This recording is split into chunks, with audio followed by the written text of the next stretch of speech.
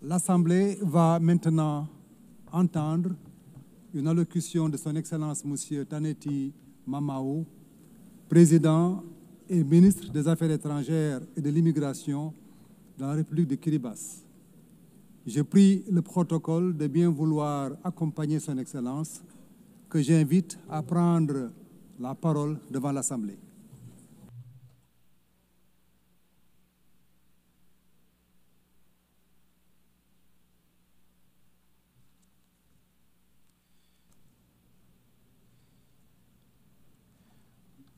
Madame la Présidente de l'Assemblée générale, Mesdames et Messieurs les chefs d'État et de gouvernement, Monsieur le Secrétaire général des Nations unies, Excellences, Mesdames et Messieurs,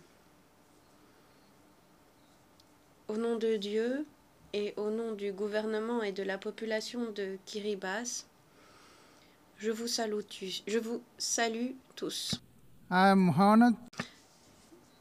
C'est un honneur que de vous féliciter, Madame la Présidente, à l'occasion de votre élection à la tête de cette 80e session historique de l'Assemblée générale des Nations unies. Je vous souhaite plein succès alors que vous guidez ces délibérations importantes. Madame la Présidente, nous saluons le thème choisi, Meilleur ensemble, plus de 80 ans au service de la paix, du développement et des droits humains. Ce thème nous rappelle l'importance centrale de la coopération multilatérale pour relever les défis internationaux. Pour mon pays, ce thème représente la valeur de la coopération pour la promotion de la paix, la préservation des droits humains et la promotion du développement durable. Excellence. Kiribati salue l'initiative du secrétaire général visant à réformer l'Organisation des Nations unies pour qu'elle soit à la hauteur des enjeux et des réalités du XXIe siècle. Il s'agit aussi et surtout de mieux répondre aux besoins de ses membres, plus particulièrement des petits États insulaires en développement et des pays les moins avancés.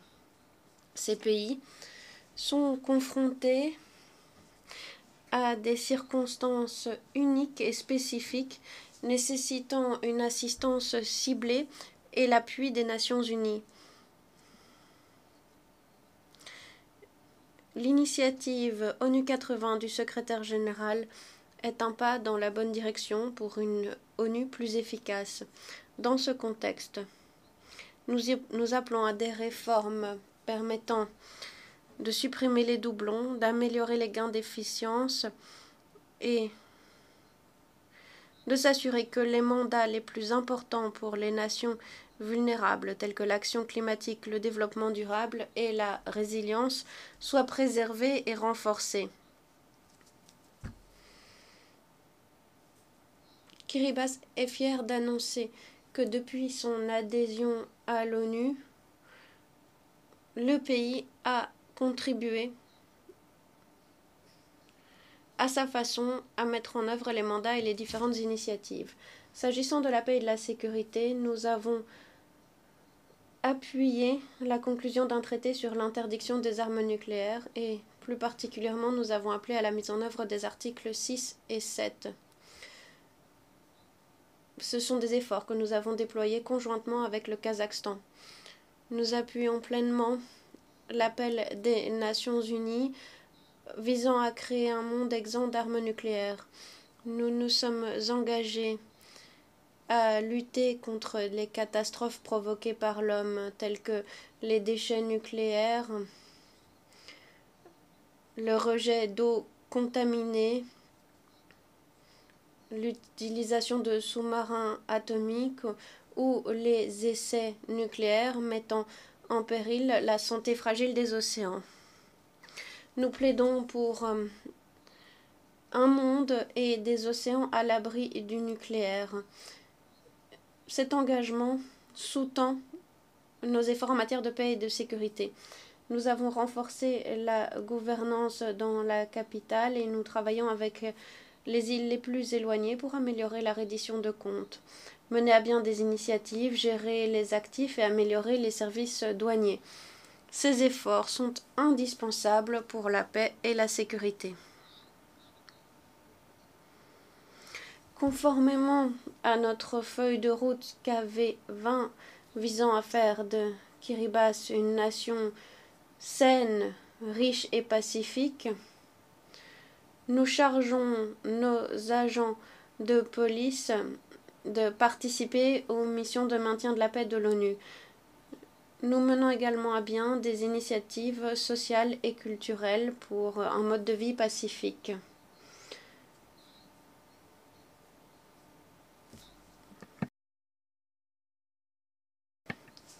Une nouvelle journée célébrée à l'échelle de Kiribati unit les différents groupes confessionnels qui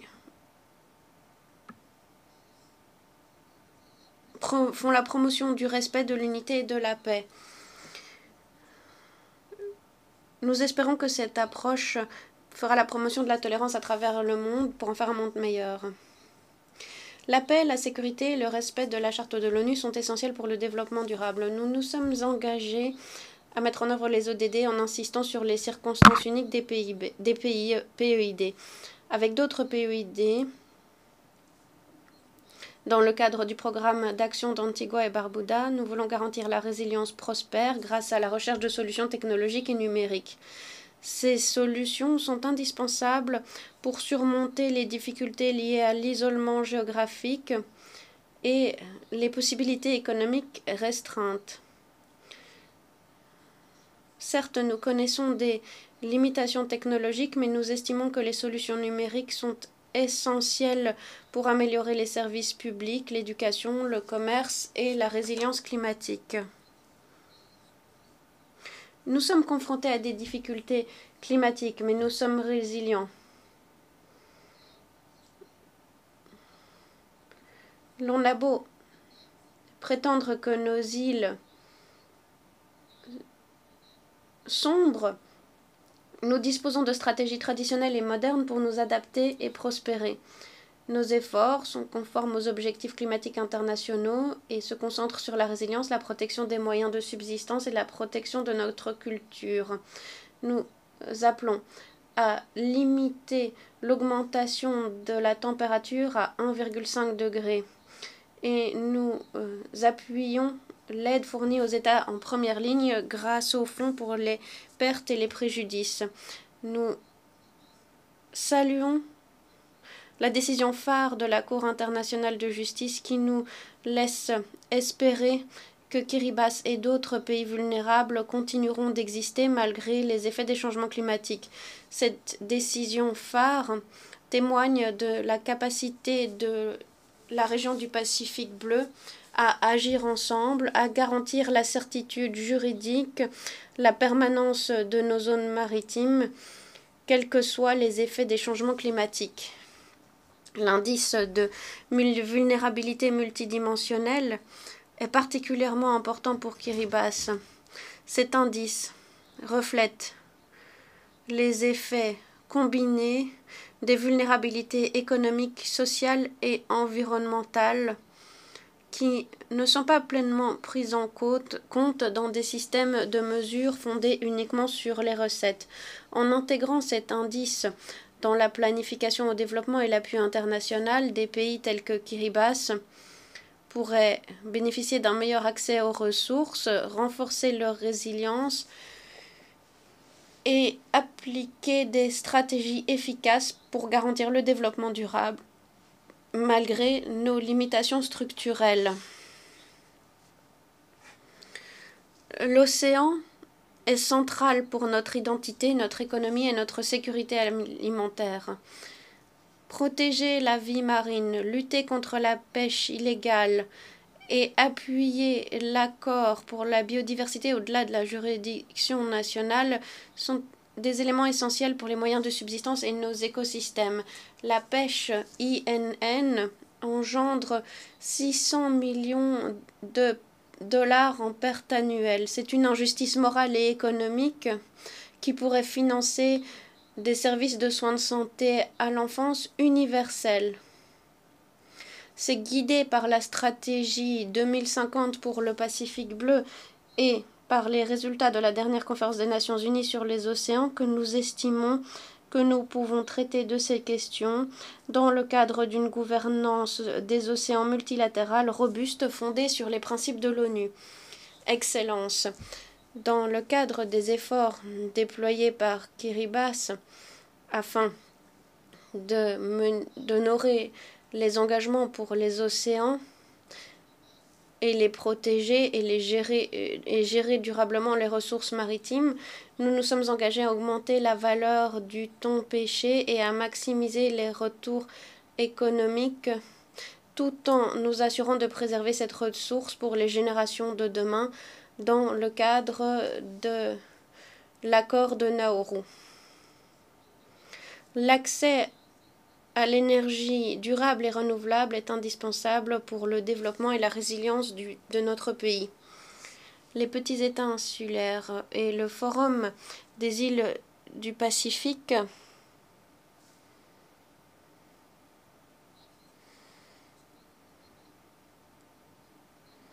L'orateur se reprend. L'accès à l'énergie durable et renouvelable est essentiel pour promouvoir le développement et la résilience de mon pays, ainsi que pour les petits États insulaires et l'ensemble des membres du Forum des îles du Pacifique. Nous investissons dans des technologies propres telles que l'énergie solaire utilisée dans les foyers pour réduire notre dépendance à l'énergie fossile importée. Nous appelons à une coopération internationale accrue et à un financement accélérant la transition vers des systèmes énergétiques durables, accessibles, abordables et résilients d'un point de vue climatique. Excellence, le rôle de l'éducation, de la jeunesse et des femmes pour établir des communautés résilientes est essentiel. Nous devons investir dans une éducation de qualité, faire la promotion de l'égalité des genres et autonomiser les jeunes. Ce sont autant d'éléments clés pour le développement durable, les innovations et la cohésion sociale. Nous appuyons les initiatives visant à promouvoir le rôle de chef de file des jeunes et la participation pleine et entière des femmes au domaine économique, politique et social. Les sports, la culture et les connaissances traditionnelles renforcent la résilience des communautés, leur santé et contribuent à des sociétés pacifiques et durables. Les soins de santé au Kiribati sont complexes en raison de la nature éparse de nos îles. Pour améliorer la situation, le gouvernement va lancer des ambulances marines et des services médicaux de pointe, renforçant nos capacités et réduisant les nécessités de traitement à l'étranger. Le financement du développement équitable et prévisible est la clé de l'avenir de Kiribati. La réforme du système financier international, l'amélioration de l'accès à des financements à taux préférentiels,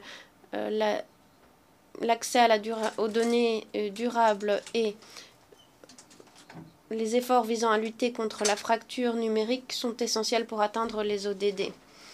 Le Pacifique bleu est conscient des difficultés en matière d'accès au financement du climat. Nous appuyons donc la création d'un fonds pour la résilience du Pacifique, géré et appartenant à ses membres, avec une promesse de financement à hauteur de 162 millions de dollars. Nous insistons sur l'importance du programme d'action de Doha pour les pays les moins avancés.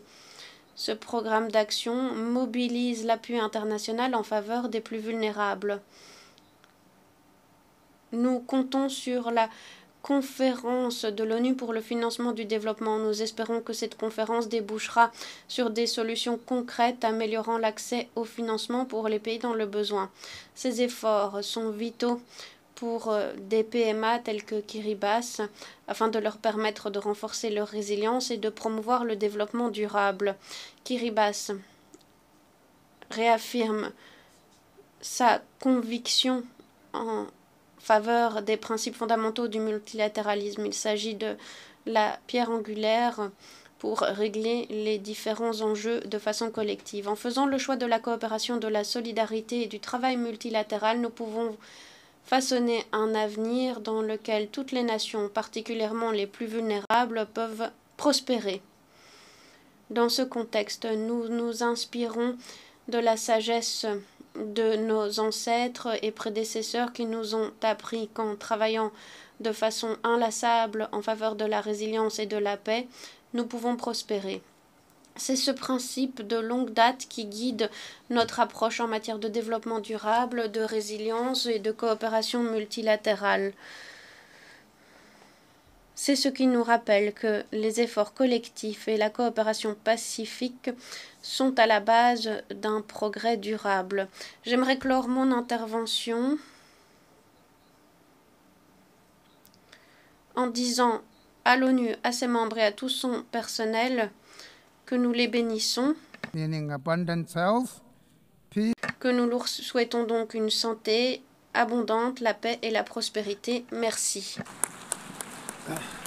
Au nom de l'Assemblée générale, je tiens à remercier le président et ministre des Affaires étrangères et de l'immigration de la République de Kiribati.